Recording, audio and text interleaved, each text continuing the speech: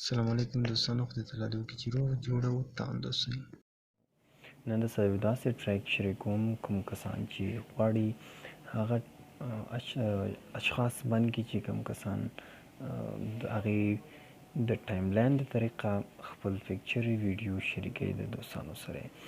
نو دوستانو څنګه کولی شو چې د هغه کسانو مخه ونیسو چې د ستاسو په ټایم لاین باندې خپل ویډیو او همداسې پکچر شیر کوي. نو راځئ سره په ګډه ګورو، راسره پاتې شئ، موږ به تاسو ته وښیو. دوستانو خپل آی ډي مو کولا وکړئ، تاسو سیټینګ ته ولاړ شئ. په سیټینګ باندې کلیک کړئ دوستانو، تاسو مختلف اپشن وینئ. پرسنل انفارمیشن دی، همداسې پیمنټ دی، سیکیورټي اینډ لاګین دی، همداسې لوکیشن، همداسې تاسو به لاندې راشئ او د پریویسي کې به تاسو په ټایم لاین اینډ ټیګینګ باندې کلیک وکړئ.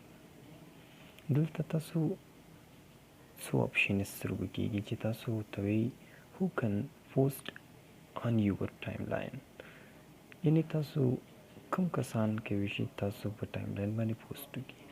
دلته دوه اپشنې دي. که فرینډ تاسو انتخاب کړئ نو تنا فرینډ تاسو په ټایم لاین باندې فوټو او همداسې ویډیو شیر کولی شي.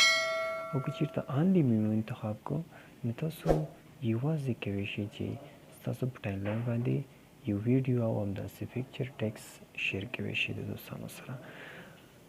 بله مهمه خبره ده دوستانو چې هو کن سی پوسټ یور ټیګینګ ان یور ټایم لاین.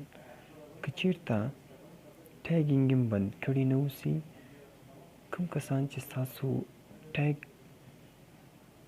پکچرې ستاسو په ټایم لاین باندې شیر کوي، هغه څوک غواړي چې وویني، یعنې مطلب که چېرته ایوری ون تاسو انتخاب کړو، هر څوک کولی شي چې ستاسو ټیګ پکچر او ویډیو وګوري. که چېرته فرینډ د فرینډ دوستان کولی شي تاسو دغه ټیګ پکچر یې وګوري. فرینډ همداسې او داسې سپیسیفیک پلیس، یعنې مطلب کولی شي کوم کسانو ته انتخابوي، هغه کسان کولی شي دوستان دي چې وګوري. که چېرته آنلی مې انتخابوي دوستانو نو بیا تاسو کولی شي چې یوازې یو شخص شئ تاسو چې هغه کسان به تاسو یوازینی شخص شئ چې دغه ټایم لاین پکچر او ویډیو کتی شي.